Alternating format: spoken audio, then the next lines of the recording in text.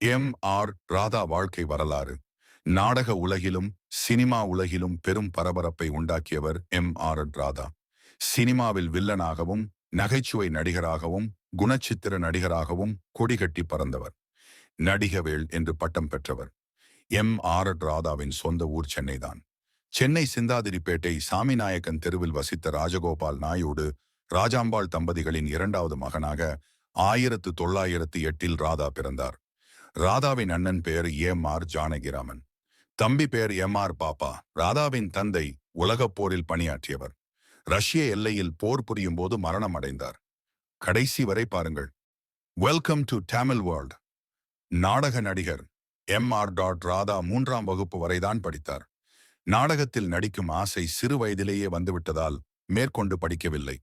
ராதா நடித்தார். நவாப் ராஜமாணிக்கம், சி.எஸ். ஜெயராமன், கே. சாரங்கபாணி, யதார்த்தம் பொன்னுசாமி பிள்ளை, பி.டி. சம்பந்தம் ஆகியோரும் இவருடன் நாடகத்தில் நடித்து வந்தனர். நடிப்புடன் கார் டிரைவர், மெக்கானிக், எலக்ட்ரீஷியன் ஆகிய வேலைகளையும் ராதா கற்றுக்கொண்டார்.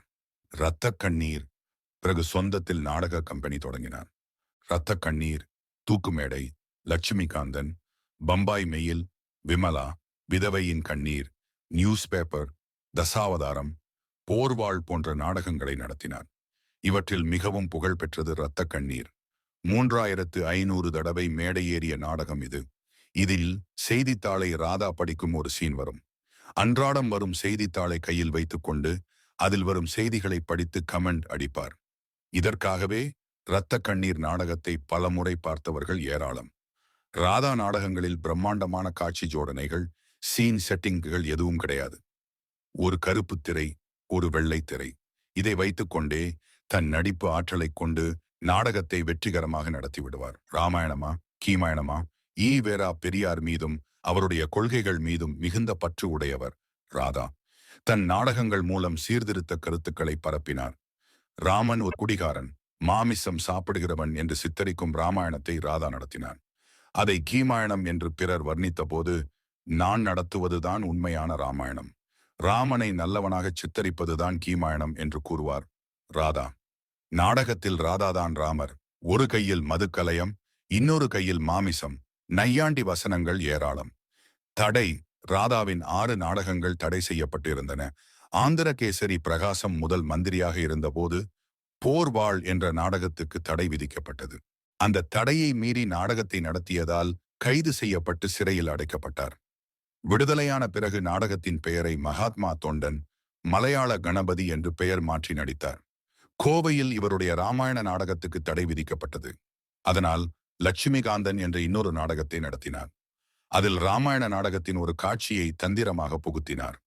ராமாயணம் நாடகத்தை கீமாயணமாக நடத்தியதற்காக காமராஜர் ஆட்சி காலத்தில் 16 நாட்கள் ஜெயில் தண்டனை அடைந்தார். காமராஜர் கரத்தால் பொன்னாடை விடுதலையான பின்பு எம்.ஆர். ராதாவுக்கு மக்கள் கமிட்டி சார்பில் பொன்னாடை போர்த்தும் விழா நடந்தது. இந்த விழாவுக்கு காமராஜர் தலைமை தாங்க வேண்டும் என்று எம்.ஆர். ராதா விரும்பினார். காமராஜர் மீது அவர் அதிக மதிப்பு வைத்திருந்தார். அவர் விருப்பப்படி விழாவுக்கு காமராஜர் தலைமை தாங்கி பொன்னாடை போர்த்தினார். தஞ்சையில் தூக்கு மேடை நாடகத்தில் எம்.ஆர். ராதாவுடன் தி.மு. கழகத் தலைவர் கருணாநிதியும் பின்னர் போர்வாள் நாடகத்தில் ஈ.வே.கி. சம்பத்தும் நடித்து இருக்கிறார்கள். ஈரோட்டில் விதவையின் கண்ணீர் நாடகம் நடந்தபோது அந்த நாடகத்தை அண்ணா பார்த்து பாராட்டினார். திருச்சியில் போர்வாள் என்னும் நாடகம் நடத்திய போது ராதாவுக்கு நடிகவேள் என்ற பட்டத்தை பட்டுக்கோட்டை அழகிரி வழங்கினார். 1962 கலைமாமணி பட்டம் தமிழ்நாடு இயல் இசை நாடக மன்றத்தினரால் வழங்கப்பட்டது. Cinema MR. ராதா முதலாக 1937 ராஜசேகரன் என்ற படத்தில் நடித்தார். இதில் மாடியிலிருந்து கீழே குதிரை மீது குதிக்கும் காட்சியில் நடித்தபோது கால் எலும்பு முறிந்துவிட்டது. குணமடைந்த பிறகு பம்பாய் மெயில் என்ற படத்தில் நடித்தார்.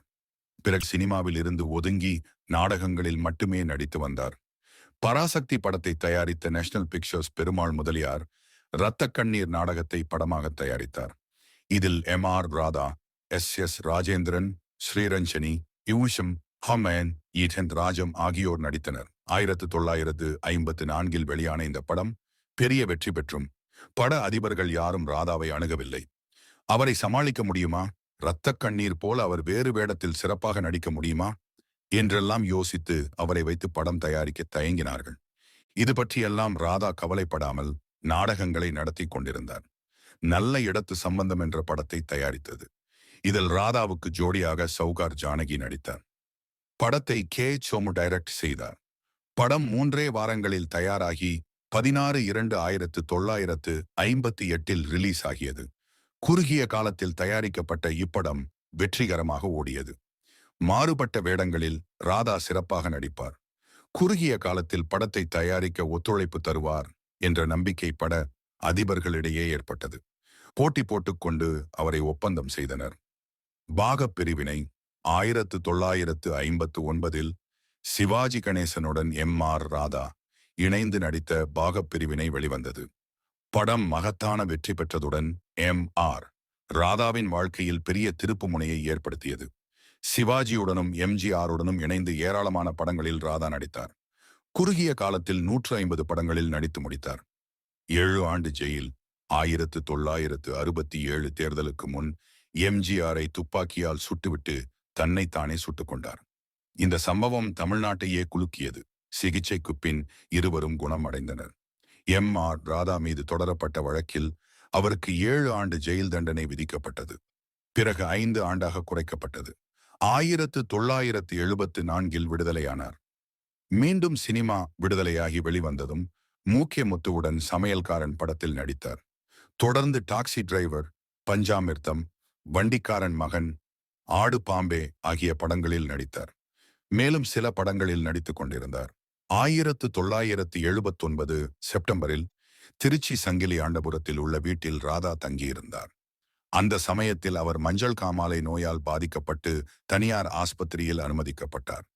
சிகிச்சை பலனின்றி 17ஆம் தேதி செப்டம்பர் மாதம் 1979 ஆண்டில் காலை 71வது வயதில் ராதா காலமானார். எம்.ஆர். ராதா இளமை பருவம் முதலே தந்தை பெரியாரின் கொள்கையில் ஆழ்ந்த பற்றும் பிடிப்பும் கொண்டவர். அதனால்தான் என்னவோ தந்தை பெரியாரின் பிறந்த நாளான செப்டம்பர் 17 மரணமடைந்தார். குடும்பம். ராதாவின் முதல் மனைவி பெயர் சரஸ்வதி. பின்னர் அவருடைய தங்கை தனலட்சுமியை மணந்தார். மூத்த மகனான எம்.ஆர். வாசு சில படங்களில் நடித்தார். இளம் வயதிலேயே காலமானார். அடுத்த மகன் ராதா ரவி இப்போது திரையுலகில் சிறந்த குணச்சித்திர நடிகராக விளங்குகிறார். ராதாவுக்கு ரஷ்யா, ராணி ரதிகலா என்ற மகள்கள் உள்ளனர். ராதாவின் 3வது மனைவி கீதா. இவருடைய மகள் ராதிகா சினிமாவிலும் சின்னத்திரையிலும் சாதனைகள் புரிந்து வருகிறார். ராதிகாவின் தங்கை நிரோஷாவும் நடிகை ஆவார். இந்த பதிவு உங்களுக்கு பிடித்திருந்தால் உங்கள் நண்பர்களுக்கு ஷேர் அண்ட் லைக் மற்றும் சப்ஸ்கிரைப் செய்யுங்கள். Thank you watching this video.